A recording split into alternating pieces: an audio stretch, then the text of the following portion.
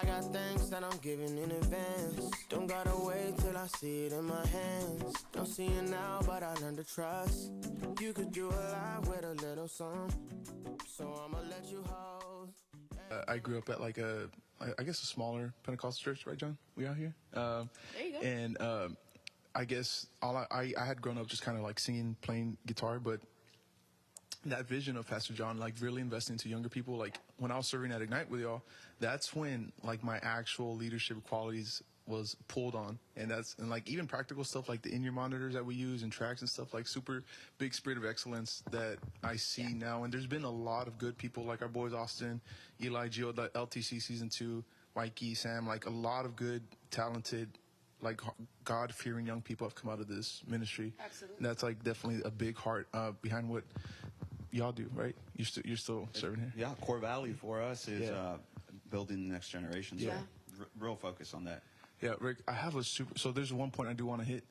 So we're going to pull the timeline back. I know we kind of hit the spark notes of how you got here, but talk to us. So you're in college before you chose to do full-time ministry. And Rick is one of the brightest minds I've ever met in my entire life. This man, bro, like talk to us through what was happening. Because my boy, were you at Pan Am at the time? Yeah. I'll go through everything. So I was raised with a mindset. My parents were financially well off. They have businesses and just very successful in that arena. And I was always raised with a mindset of if you want to be successful, you have to make money. Yeah. And I actually just spoke on this like 2 weeks ago at our church. Talked about quick plug. Peace. Yeah, talked about peace and how you find peace, and peace is really found in what you hope for. Yeah. And hope is what you're looking forward to in the future, what you hold on to. So what I was holding on to was finances, man. That's what I thought was going to make like that was the definition of success. Yeah, and absolutely. when my parents were happy, with my dad especially, my dad was a huge influence on my life. When he was happy is when my grades were up. Or when I brought a good report card to him and said, hey, I got all A's or I got all above 90s. He was ecstatic. Even one time I got home and I showed him all 90s. He went and got me a new car. I was like, awesome. That's my dad. Yes. But so my dad was like, he should be doing that, bro. Yeah, like bare minimum, bro. Get A's. This is your job. Yeah. Yeah. But that's his response. That's how he responded to me succeeding in that arena because he wanted it to lead on to finances, right? Yeah. So my mind, honestly, was just wired that way. When I came to know the Lord, though, I was going to school. I was a freshman studying electrical engineering. Yep. And I was about to head out to University of Texas. I just gotten accepted. Shoot, that's right. Yeah, dude. I did my first year at UTPA at the time. Yeah, and I didn't know that, bro. Yeah, I was about to head out to UT.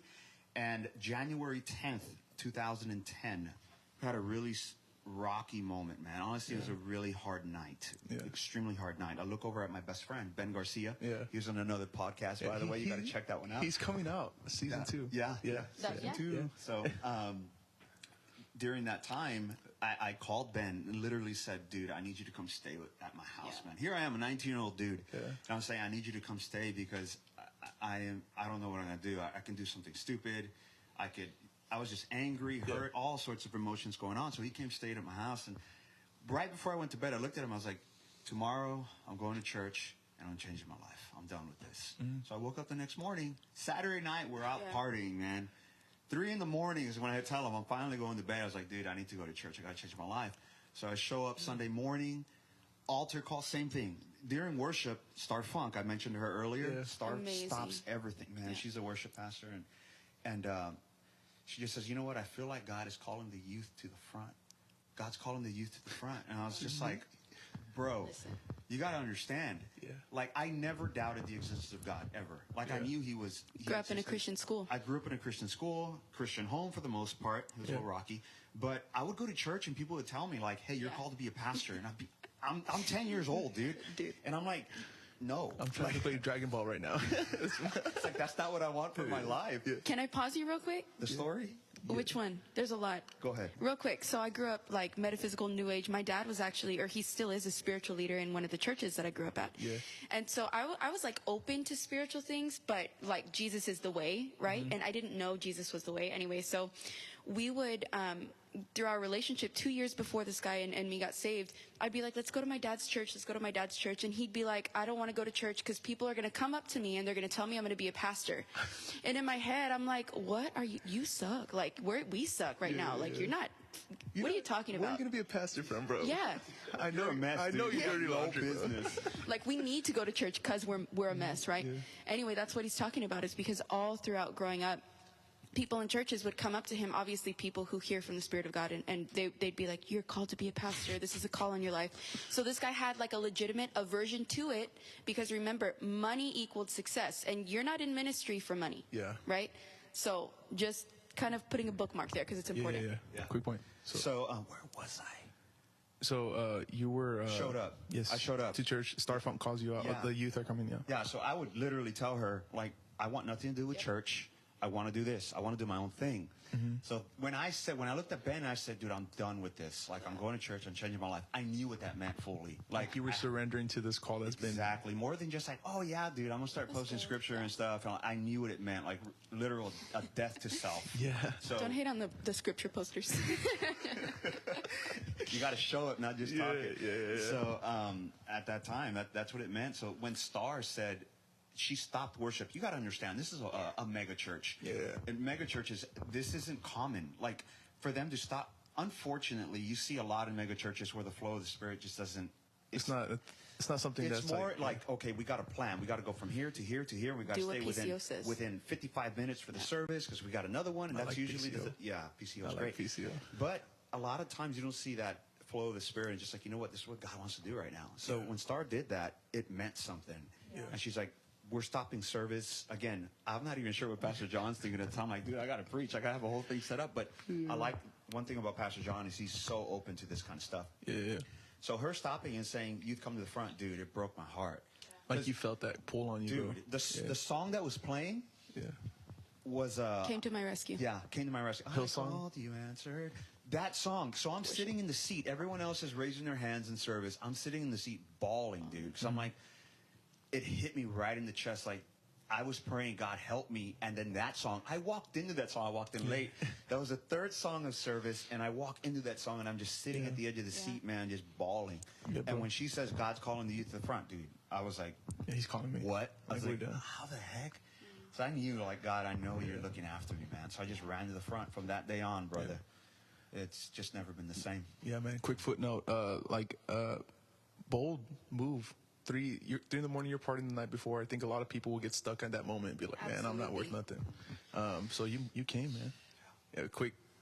If you're out there, I feel like a lot of people that listen to this are faith-based, but if you are here and you feel like God is calling you, Yes. I mean, it takes 1,000 steps to get away from God. It takes one to get back. So, Rick Sauce. Yeah, dude. Yeah.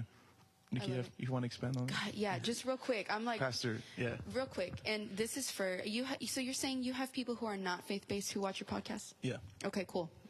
The thing about Christianity, and I'll bring in some of my experience real quick, is that in the New Age and in kind of universalism and just spirituality, the big thing is like everyone is welcome. Everyone is welcome. But what I love about Christ, and this is important for you to know if you're not faith-based and you're wondering like, God saw Ricky. He knew he would be here, so he set it up to bring him to the front. So he wasn't only welcome, but he was wanted. Yeah. Right? Like, we're waiting for you. There's a seat. you know? Yes, there's a seat. So just know that you're not only welcome, it's not that Christianity is open to everyone. That's the first part, but you're wanted. Like, Christ will hunt you down and literally like seek you out for your name to be heard by when he calls you.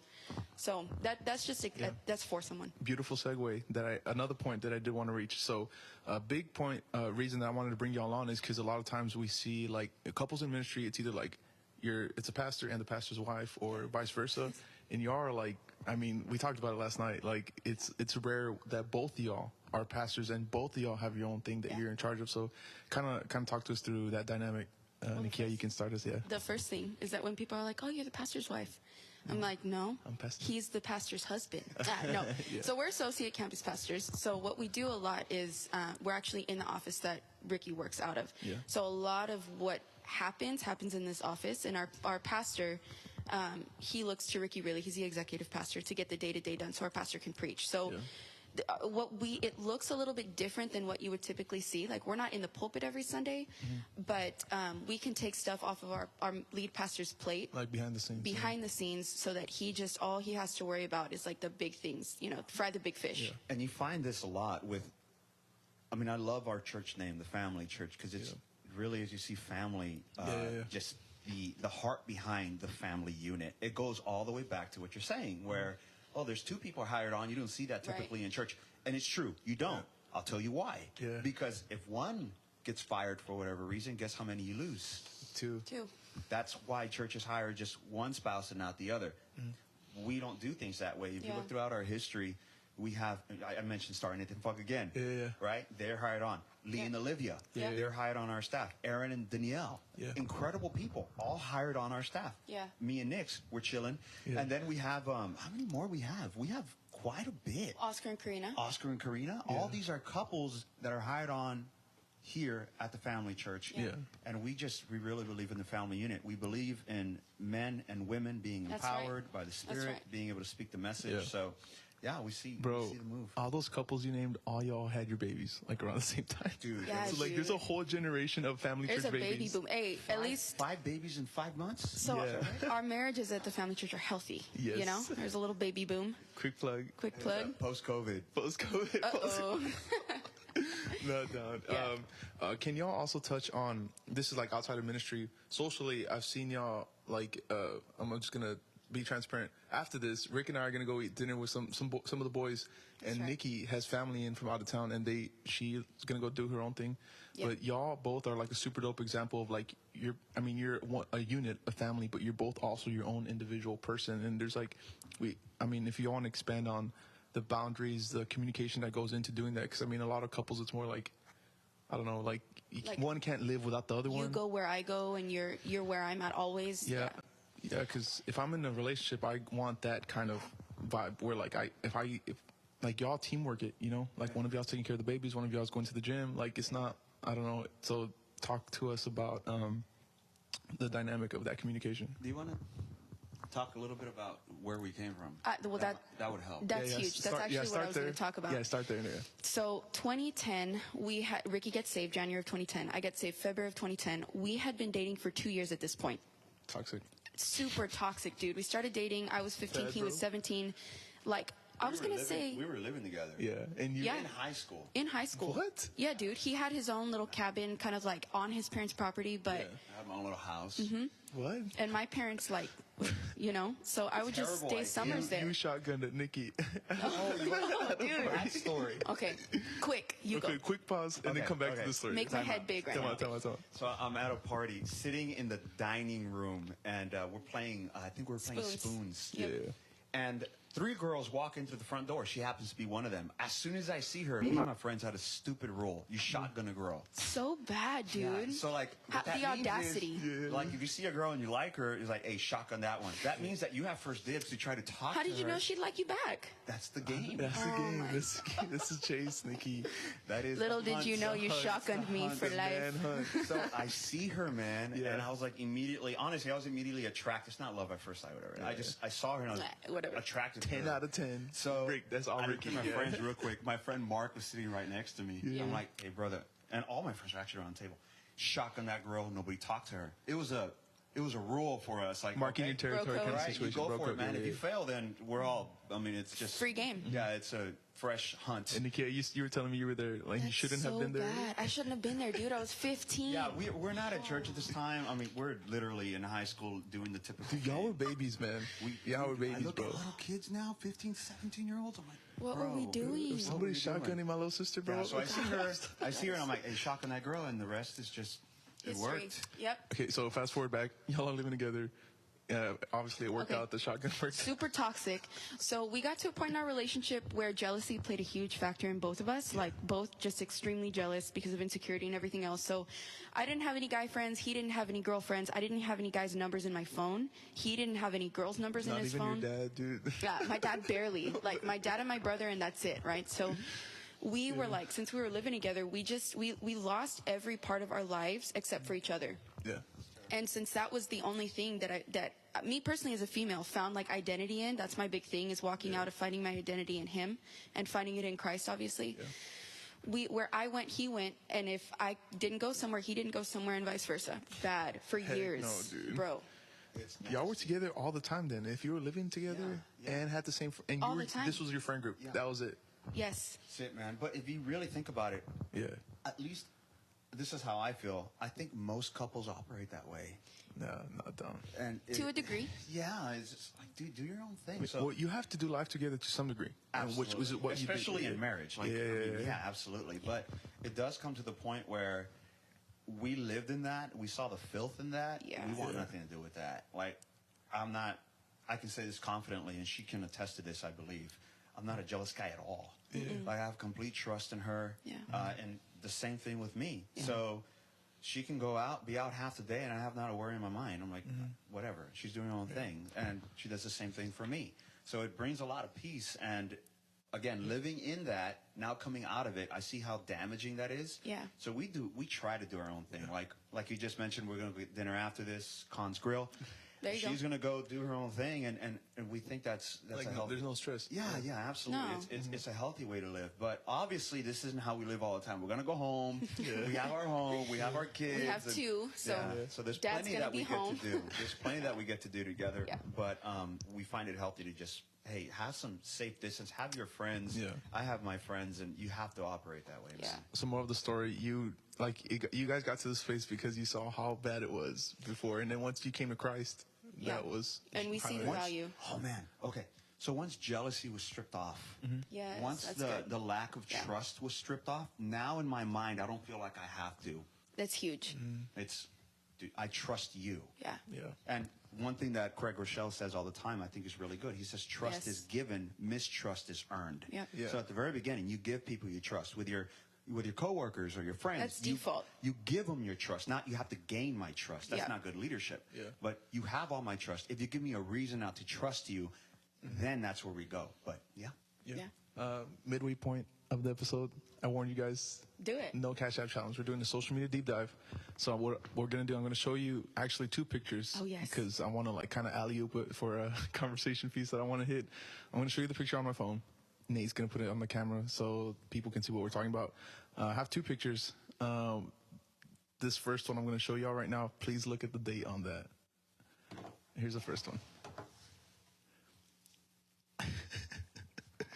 The date, 2019. Yeah. 2019. October 20th, 2019. Okay. Yeah. Okay. Talk to us what was going on there. So good. There's a lot going on There's a lot there. going on. Why lie? I was part of the story. That was the very end. That was the very end. You want to know about That was our mountaintop moment. That was our mountaintop moment. What happened in the valley? Even though they lost. No, they don't know what's going on. Tell us about the valley. Okay. Okay. From the very beginning to even I can help with this story. arriving, where do you want me to start? Okay, let's start with us booking the tickets Why at did your we house. go to Austin? Gosh. Why did we go to Austin? Okay, Yeah. okay. Yeah, you can start us. We'll So teamwork we're it. all Yeah. sitting in my living room, and we're excited. We're going to go watch the Longhorns play. Yeah. What we believe to be Kansas State No, University. Kansas State University. Kansas State University. So we all agree, purchase the tickets. I double checked it. Yeah, everyone co-signed. verified. Everyone Everyone verified. No, I didn't verify There was that. 5 No. of us In the room. that were in the room present to verify that. Not the painting. Bevo wasn't in the room. Review was But Well, we didn't know at the time it was Bevo. It was Bevo. Yeah. But we get to Austin, have fun for 2 days before the actual game. Yeah. Then we drive to the game. It's a night game. Yeah. It's a 20-minute drive. From our Airbnb. Like 25. Yeah. Yes. It's like we're North Austin. That's Yeah. where we're staying at the Airbnb. So we drive all across town, and we tried to get there early so we can see the parade and everything. Yeah. We And park in a garage. That was ESPN Game Day was extremely there too. expensive, dude. That garage was like $50 to park. Was it really? Yes. So we park, get out of the truck. We're This all man's excited. traumatized. Everything. Oh no, we parked the truck in the garage. Open up the glove compartment. I forgot the tickets. I forgot how hectic it was. He hasn't even got to the hectic part yet. no, it started. we thought this was the worst part of it. We thought that was the worst. So I'm thinking, oh my gosh, I forgot the tickets at the Airbnb. Got to drive all the way across. So we drive, come back. That takes an hour. Yeah, we got the tickets. Yeah, we missed a parade. Whatever. We missed a parade. So we have to pay again to park in the garage because once you leave, it's Okay, it's but at gone. this point, like, it doesn't feel that bad, at least from where I'm sitting, because there's 5 of us. So, like, it was $10 each of us, so it doesn't feel that bad yet. We had gone early, like we weren't gonna miss a game. We're good. Yeah, so things about to escalate, people. Show up, walking, around the stadium, having a good time, looking at everything. And then we come to find out, it's about, 20 minutes before we can go in. Yeah. Into the stadium. Yeah. The girls have their purses. We had no idea that there's a clear bag policy in stadiums. No idea. Yeah.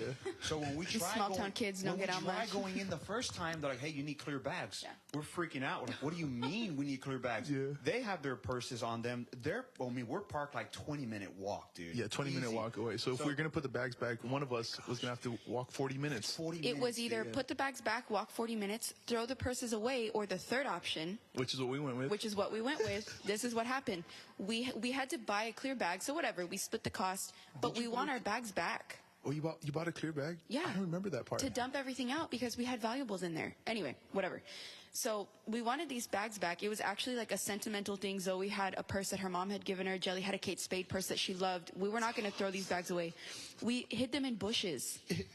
Outside the stadium. Yes, bro. Outside the entrance, we hid them in bushes, and we told the security guard, like, please watch these. He's like, I can't make you any promises, but we're like, we'll take the risk, whatever. Yeah, everyone was stressed out. Quick pause, and then zoom out. All people see on social media is that we're having fun at the Dude. game. Dude. We're like posting. Oh my gosh, social media is not real. Yeah. So fast forward, Rick and I, we go to check in, right? Turn in our tickets. Turn in our tickets. So Rick has the tickets. We figured out the bag. We're like, all right, this is the end. Lady looks at Rick. These are the tickets for the wrong game. It was a week later. It was a week. So 3 weeks later. Oh shoot. So what happened was we saw they were playing Kansas University, the Jayhawks, and we had tickets for Kansas State, the Wildcats. So good. Dude, so It was so good. As soon as I got complete chaos. like, dude, I just have to go home. Rick, you were done. You were done, bro. I remember your face. I was dude. I was standing on your left hand side. All I saw was the lady say, "These are the wrong tickets." You look down and you're like, "No." And then you Like, you look saw the emotion. Disbelief, Dude. Complete disbelief. So what did we? So So good. where did we progress from We there? went on a hunt after that, man. I Yeah, mean, we we did. had to see the game. Oh, we were already there. We traveled to Austin 6 just to hours. see the game. Yeah. So we went to the ticket office. Yes, we went to some customer service thing. They were selling tickets, whatever, but there were only like trash seats left. And we There's looked 5 of us. And they weren't even Yeah. together. They were separate. all over the place. So I don't know. What did we do? We bought 3, and we're like, 3 is all we can get. No, we actually got the 5. Yeah. No. We bought 3. They could only get 3 Yes. that were sitting together. And then somebody gave y'all. It just so happened, man. She's out there hustling. Dude, I'm just asking 'Cause whoever there's I can people, ask. There's people selling tickets, but you don't know if they're fake or not. Yeah. So some guy comes up to her and it's just like, hey, I have 2 tickets. You can have them. So she's like, what?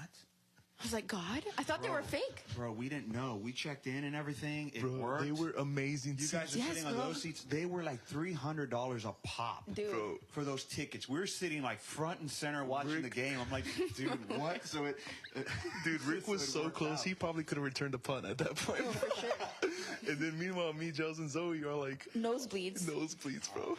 But halftime we went up with you guys. So like, man, we came with our friends. We want to be with our friends. So we ended up going all the way to the top with you guys and hanging out there. That's where we got that picture. We did get that picture there.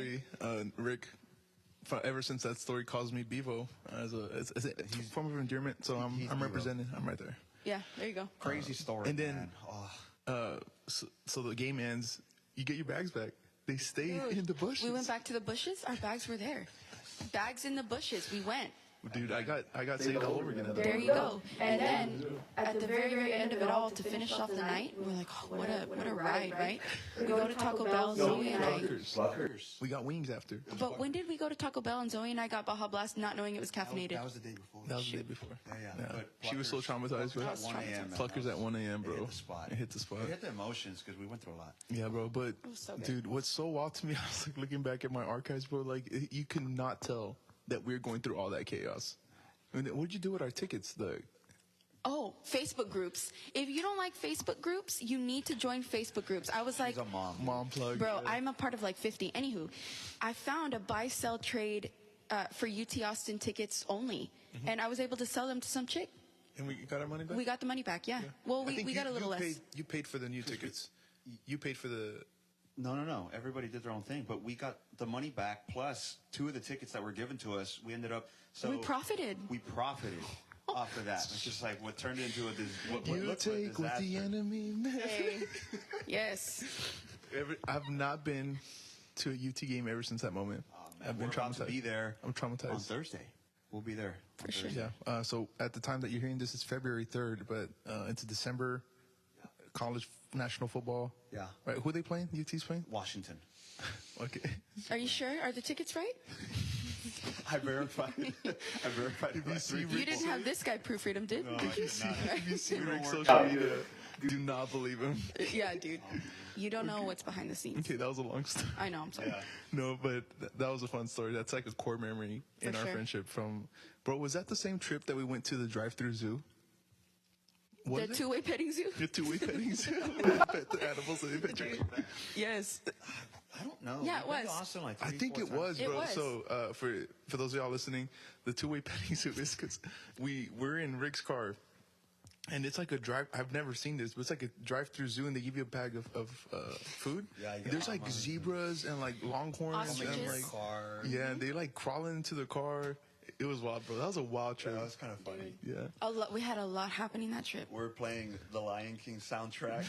It was so good. An ostrich came in. I thought it was going to bite me. That was scary. Actually, they're freaky, man. Yeah. People take kids there. I cannot imagine a 2-year-old. Dude, Like, my 4-year-old would trip out. She would die in the car. And me. Quick segue. Second picture that I actually want to show is this one.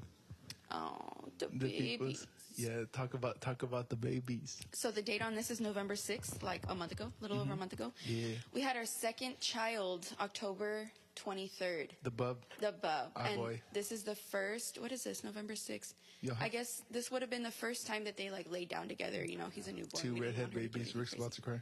Yeah, dude. Oh, that's good, man. So we got our 2 little redheads. So there's We 3 do. redheads in the family now. Overpowered. You overpowered. You by yourself, That's right. dog? I'm the blackhead, man. So she's 4, She's 4.5. and homeboy is He's 2 months. 9 weeks, just Yeah. about. Yeah. yeah. I saw him last dude. So I saw him in November, and then I was gone for a month. Came back, dude. This dude like triple size, bro. Dude. Huge dude. Huge. Man, I don't know what y'all. He's eating the good. scales genetics. Yeah, he's got the Are Garcia you trying to genetics. say that's what I'm like? Are you? Well, you're Yeah. Scandinavian. We're Hispanic. Yeah. You understand. Yeah, she doesn't get it. Yes. Yeah. So ministry and life and all that with 2 kids. Yeah, so that is actually going to lead us to the back half of the episode. So now y'all are leading ministry, big church, and leading your souls, but now leading little babies. How has that like impacted your balance of like marriage, ministry, and family? That's a big question. You want to go? Yeah. I really feel we have a pretty good grasp on things. We try to stay physically active. Yeah. She just started going back to the gym this week, right? Or last week? Yeah, like a week ago. Late last week. So there's a balance where we try to have within all sorts of life, with all aspects of life. I'm sorry. So with work, and I'm glad we have our little girl in school. Yeah. Our little Draco guy is going to be coming with us to work because we have childcare that's available. But it's just, if one of us needs help, and this is the key, I think, for us. If one of us needs help, we're very vocal. And she told me this today, actually, when I got home. She's like, "Hey, I need your help." I'm like, "All right, I got it." Like, I'll lock down the defense for a little bit. You go do your thing. And if one of us is just having a hard day or just a moment, we're quick to say, "Just give me the kids or give me the load. I'll take it on. You just gather yourself." Yeah. So I think that's been really key for some of the balance. I know you can expand on that. I'm about but to like cry. that's been key for us. Just being able to communicate well with each other, what we're feeling, not like in a weird way, but just, "Hey, man, I'm really needing some help here." Yeah. It makes things a lot easier so that I can understand what she needs and she understands what I need. Yeah. Yeah. Oh, Yeah, I think it's just like if grace is needed, that's our first go-to, or at least we try to be. So I don't know why I'm getting emotional, but I think like women think they just have to have it all together. And I'm not a type A. I'm not like, I'm an Enneagram 9. You relate? If you speak Enneagram, I'm as 9 as it comes. So like being vocal and saying that I need It's help. hard. It's very hard. Dude, it's the last thing I want to do. I would rather. An 8. Yeah. He communicates enough for both. There you go. He's killer. I'm straight up enough. Yeah. I feel And it helps because he's like, there have been times where I'm like resentful because I didn't ask for help. So because I didn't ask for help, he can't read my mind. Yeah. And it's like, if I don't ask, I'm not going to get it. Even as helpful as he is, I still have to ask. So I think the point there is that your spouse should be a place of grace. And that's the key in for us. Is like, if I need grace, it's there in him, in God first, but right? Our relationship should reflect Jesus and everything. So if he needs grace, it's in me, you know, or at least we try to be. And I never want to make it seem like we just have it all together, because we don't. Yeah. It's hard, but something that in maternity leave, I'm actually going back to work January 3rd, in a week from today. And so it'll be my first time going back to work full time with 2 kids. But during this maternity leave and just life is busy. I feel like I have to pick up the pace. But it also sounds like life is on purpose now, and it's not just like accidental. Like you're you know? so aware of like how intentional you have to be with every second of every day. Dude, you know? it doesn't stop. It doesn't stop. But it gives you like I don't know, you live life on purpose. And I think that Christ sustains you for that if you're looking to him for sustenance. If not, then it just doesn't work and it sucks. Yeah. How are y'all doing it? Like, because you speak pretty consistently, right? So, Yeah. I don't know. I imagine you have to have some quiet time, very intentional time Absolutely. to study. Is that, how do y'all, I mean, y'all have an awesome family, both sides. Yes. Where they help. Amazing. That's not the case for everybody. Nope. But God blessed y'all with that. Seriously. So I think I've observed that that's sometimes the case, right? But kind of talk to us about like how that looks like practically. As far as speaking, like specifically? Yeah, like making time to like Prep. have quiet time. Yes, Prep and study and all that. A lot of it has to do with even our work environment. Our lead pastor sets us up very well, where he believes that if you are behind the pulpit for that weekend or within the next couple of weekends, He gives you time. Oh man, study from home. Go do whatever you got to do. He's even told me like, hey, go to South Padre for a couple days. Lock yourself in a room. If you Hear have from to the Spirit. Walk the beach. I don't care. Just get away. Get ready. This guy's at Golds. Hey, I'm prepping. I'm prepping. I'm prepping with a pump. But that's really key. Having coworkers, even our coworkers, are really understanding. I mean, man, they just do so much for us, making sure that we have everything we need. The weekend, when we're speaking that weekend, that we're fed, have any pastry we want, any drink we want before we hit the stage. So a lot of it comes with having a good team around you so that you can prep well. And she's extremely understanding. And I think I am too. But when you speak on a certain weekend, hey, I got it on lockdown. Like you lock yourself up for hours, whatever you need. I got the kids. I'll take care of all this. So you got Drake on one hand. And then, for him, like my mentality going into it is just like, I want to take all of the familial stress as much as is healthy and just let him, because he's got a whole congregation that's coming to hear from God. He needs to be filled so he can pour out, right? So we know that it's bigger than us and it's bigger than that weekend. So if we're a little tired on the weekend because I've had the kids or he's had the kids, that's a good thing. Like it's living a life of sacrifice. Dude. That's a big burden. Yeah.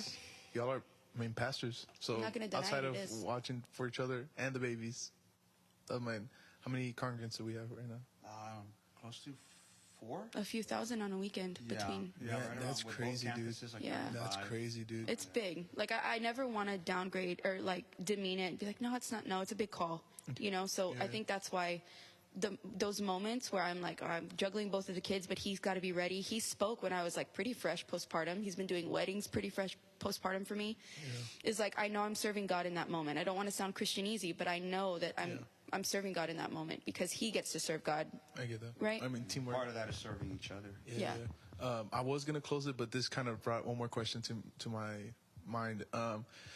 So since you are like leaders in a congregation that's like one of the bigger ones here in our region, like how, like talk to us or let us in on the mindset of like living above reproach, because now like a lot of people are looking to you like extra, you know, like you can't, like they're looking at your social media extra, they're looking at the way that you live, they're looking at the way you treat each other, looking at the way that you treat your babies. And I mean, essentially you're not living for people, you're living for God, and you let that kind of like be the standard for the way that you live your life. But how has that like impacted like the chemistry in your brain, or like what what awareness are like? What's the awareness like when you're out there, like just in public? You know? Yeah, it happens. It can happen very often. It does happen very often with someone. Oh man, perfect example. You always meeting somebody, bro. I wasn't meeting anyone at this. Oh no, I did. Yeah. Okay. So I'm getting the registration for my car out. So I'm sitting there waiting for my name to be called. Yeah. It's literally two of us in the room, man. Yeah. It's me and a woman that's sitting right behind me, and there's a TV. So I'm watching the TV, and on my right-hand side is the entryway. So out of there comes a woman dressed like, man, I know you can be dressed kind of poorly, like, hey, man, like, you're kind of scandalous right now. Leaving no room for the imagination. This was another level, man. Very Honestly, questionable. dude. Very questionable. Oh my gosh, I was just like, oh man. So, and she comes right here. I have no idea who knows me in the room, right? So she stops and is talking to the info center, literally like right at my right hand side. So I don't Put know. the blinders on, dude. It's because people think all sorts of things, man. They really Yeah. can, and they can judge everything you do. You so never know. Yeah. I literally positioned myself like this, dude. I was sitting like this, and I was just on my phone. I'm not being weird, you know, but I just make it known. I'm not. My eyes aren't even. She's over here. I am turned around completely, and then two people in the room, me and somebody else. Somebody taps me on the shoulder. The person sitting behind me. She's like, "Hey, Pastor Ricky, how are you?" I'm like, "Oh my gosh!" Like, so I'm glad I did that, but and I'm gonna be honest with you too. I'm kind of like, I don't put a lot of pressure on myself. I really don't. I don't at all. I know who I am. I know what I stand for, but I'm not walking around with like, with the Jesus T-shirt on, or trying to be like super holy. Dude, he doesn't even have a scripture in his bio. Just kidding. But I don't like operating that way, man. Your character's going to show. Yeah. And I find that when you start having conversations with people, and you finally tell them, what do you do? Like, what do you do for a living, whatever? And you tell them, like, oh, it makes sense. Yeah. Because your character's kind of like, Imagine they were surprised at like bro, you. it'll either make sense or it's going to surprise people. Yeah. You know, and that's where like my perspective is, this guy's not a people pleaser at all. I don't think he's ever really struggled. I could care less what people think, man. I'm not. I like, one of my biggest things that I continually have to make sure my perspective is scriptural is the people pleasing issue. So if I'm not careful personally, I will overcompensate and just like be too safe in public, but the motive is wrong. So She's got like an eye patch just bro. like. So I think the key is motive and intention. The motivation is, I want to live for an audience of one. And if Christ is pleased with me, then whether people misinterpret my actions, or if they do or don't, or if I do whatever or don't do what I'm supposed to do, people are going to talk. But I think Paul says in scripture, like, live your life above reproach, so that even if people look at your life, they will have nothing to accuse you of.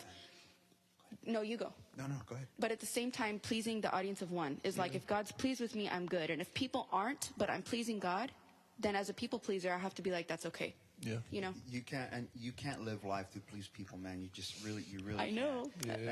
And Nikki's crying over here. I'm not gonna lecture Second her. time on the episode. One more time. Darn it. Really, Well, I've had people tell me, like, I don't dress. If you look at me, man, a lot of times, you're like, people, That guy's a pastor? some people can't be, I don't even look the part, to be honest with you. People are like, oh, you're a pastor? I'm like, yeah, man. But I don't even, sometimes I don't even talk to part, because I don't use all these words and try to be difficult, to try to be holy or anything like that. I am who I am. My character shows itself. But even the way I dress on stage sometimes. We live in an area where there's Pretty conservative. It's heavy Catholic in the area. So when they come to our church, some would even call it, oh, what time is mass? I'm like, no, it's just a service, man. It's just a service. Come through. But they expect you to dress a certain way constantly, man. When I'm on stage, I'm dressed like this. Bro, I saw you one time with like a baseball jersey, ripped jeans, I had an Jordans. Astros jersey on. So good. I'm not trying to be like, well, I'm going to dress a certain way. This is actually how you dress, like just normal life. Like maybe dress up a little bit because you're on stage, but like. Yeah, of course, don't be raggedy, but some people come like, hey, you got to dress a certain way. And I'm like, dude, I don't care. I'll tell people straight up, you're at the wrong church, man. Not like in an aggressive way. Tell them, I try to teach them through it. Because I'm like, okay, do you really think that God expects for people in Haiti or in a third world country or in the middle of the jungle, how are you going to get access to a suit? There's missionaries that would go minister and they would show up in suits, man, to these people. And they're like, dude, it doesn't matter. And they would try to train them to dress a certain way before they come to service. Yeah. Again, they're in the middle of the jungle. It doesn't matter. Also not relatable, not approachable. No. Yeah, Man, just like, dude, God doesn't care so much. Like, that you come dressed a certain way. That's true. Or that you're wearing a Jesus t-shirt. He cares about the heart. Yeah. So, obviously, don't come looking all thrown. But we've had people come that are hungover, in sandals, cargo shorts, wife beater on, dude. Hey, and we love that those types of people, I don't mean to like categorize, but we love that they're in the building. Really, lost, broken, just seeking help. Dude, those are my favorite people to talk to.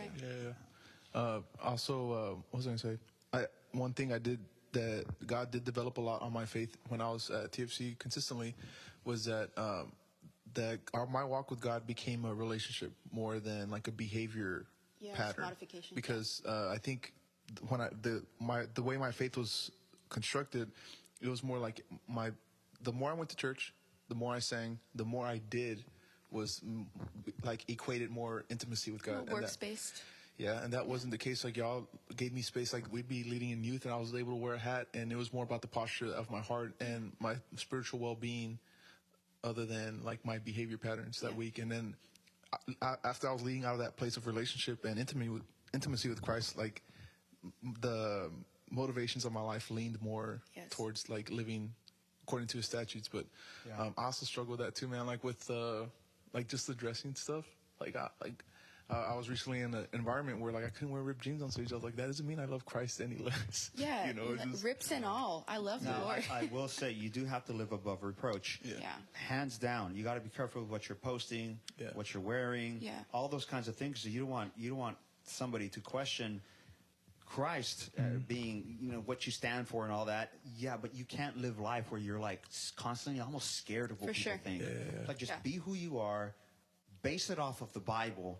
And if people don't agree with you, again, I'm saying, like, people expect me to dress a certain way at church. I'm like, I'm not coming in whatever, you know, I'm not coming in gym attire, obviously, but at the same time, I'm not dressing up with a button down and a blazer every time. It's just closing the pod, if y'all can speak some life to some, like, maybe like a young couple that's also in ministry, very similar position to where you guys are at, maybe like almost exactly what y'all are. Both of y'all are pastors or like the same thing, and young babies, like if you could speak into like resting and care and spiritual growth and like time management, if y'all just have any nugget to speak some life to anyone listening out there.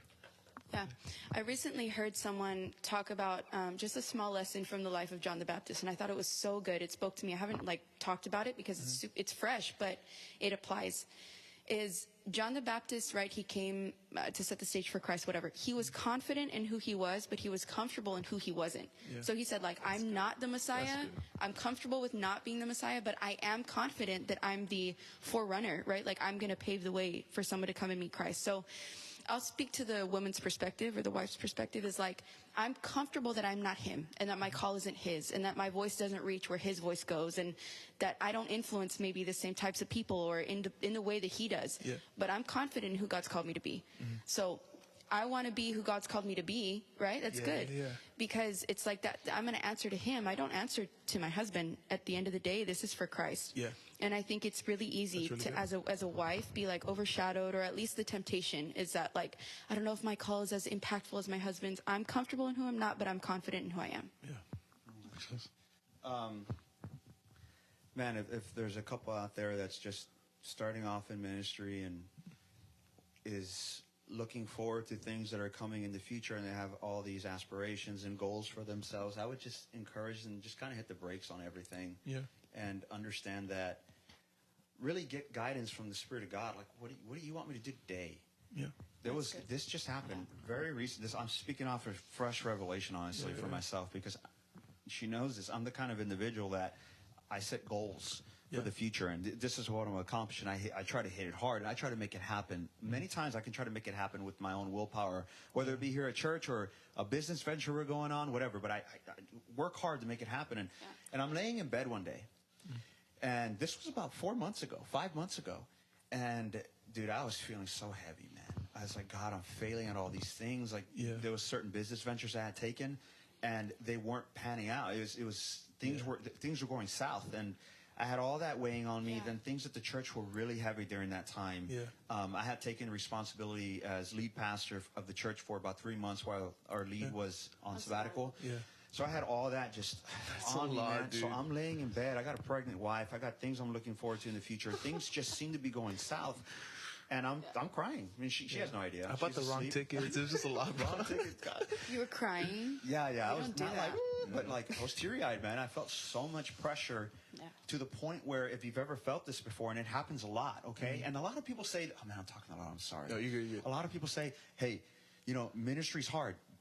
But everything's hard. Yeah. Not Yeah. just ministry, man. Anything worth my like having or parents, doing, dude. seeing my parents Yes. from a young age, how hard they worked to have a successful business. It was hard work. They work harder than most people in ministry, Absolutely. honestly. Yeah. But everything's hard. So when I'm laying in bed, man, I'm just like, God, what is going on? Yeah. Like, where are you? And this can happen a lot with a couple that were just people that are walking into ministry or walking into something fresh, a business, whatever it may be. But you start seeing some of the failures. And it's very easy to question, God, are you here? I was literally asking God. I believe in God with all my heart, man. I have Here no you are, doubt. a pastor. Yeah, and I'm laying in bed. God, where are you? Yeah. Really asking, like, God, your hand You're leading is a on church, this. you know. Yeah. Things are going south. I mean, what is up? And the phrase that the Holy Spirit mentioned, it just really opened my eyes. And this is how I live life, honestly, today and every day. Yeah. He said, you are blessed and you're highly favored. You're blessed and you're highly favored. And I'm thinking, a lot of people think this way. It's very easy to get caught in this. You think you're blessed if you're successful. Yeah. You think you're blessed if what you want to happen is happening. That's not the case, man. Yeah. I'm blessed and I'm highly favored black Yeah. because I belong to the King of Kings because Right. I'm one of his children. That's it, yeah. I'm blessed and I'm highly favored. So I have to live that way. So when he spoke that to me that night, I changed my mindset. Yeah. And it's hard. Don't get me wrong. It's like every day I live this way. No, man, like you have your rough patches and you forget what the Holy Spirit spoke and you have to you know, oh wait, that's not how I'm supposed to be thinking anymore. Because you get caught in that trap. Yeah. But now, if something comes up my way, and it just happened not very long ago, where another business venture was like, oh man, it was really, really tough. But I just stopped, and I almost felt like the pressure just wasn't there. Because what I would tell myself is, wait a minute, I'm blessed and I'm highly favored. Word. So this is going to work out. So that's what the advice that I would give to someone that's just kind of starting off in ministry. Hey, you're blessed and you're highly favored. Just focus on today. You can't control tomorrow. It's scripture. You can't control what happened in the past, but you can. What you can do right now. What can you do now? The water that's bottle. what you focus on. Yeah, the water bottle is what I can do right now.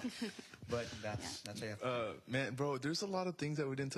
We might have to have y'all back on, but y'all are business partners. You have an Airbnb together. We do. We have two. Yeah, it's Two Airbnbs. Two Airbnbs. We do real estate on the side, investing. flipping homes and building homes. We just sold two. Thank God. But yeah. Quick plug. Before we leave, can y'all plug your socials, plug the church, plug business ventures? Maybe tell them where they can book your Airbnb. Yeah, dude. Like how to find you, man. Yeah. Well, I don't know if it's possible to put a link for where the Airbnbs are at or something like that on I mean, the video. we'll figure it out. Yeah. Figure it out. But our friend here is going to figure out how to make that happen. Our Instagram's yours. I am Nikki Garcia. She don't post, but you can follow her. Bro, I'm gonna post for the people. Yeah, post for I'm the gonna people. give the people We were what talking they about want. this last night. You have fans. You want to know about the babies. Want to know about working Yes. out, mom life. For sure. Okay. And mine is at I am Ricky Garcia. Yes. So all together, it's pretty simple. And then the family church. The family church is just an awesome Bible believing church. If you're in the 956, come to the family church. We'd love to have you. And that specifically is at _ the family church _ That's Underscore. Find us, yeah. What about Good Home? yeah, Good Home. Yeah. Oh, that's a yeah. good one. Good Home is just Good Home LLC at Good Home LLC, and that's our real estate. What do y'all do again? Y'all Real estate investing. Yeah, flip homes, invest in new properties, or just buy property, build a home on it. Yeah. So Renovate. Do that we sort of didn't thing. even talk about that. There's so much Balancing stuff. life dude. with There's so much businesses. stuff. Season 2, bro. Season 2. True return, guys. We Hey, yo. accept. We accept. Hey, they said it on the air. First, hey, I love y'all. Thanks for coming to the Vision Room Social. I will see y'all soon. Y'all tune back in for next week. We'll see y'all.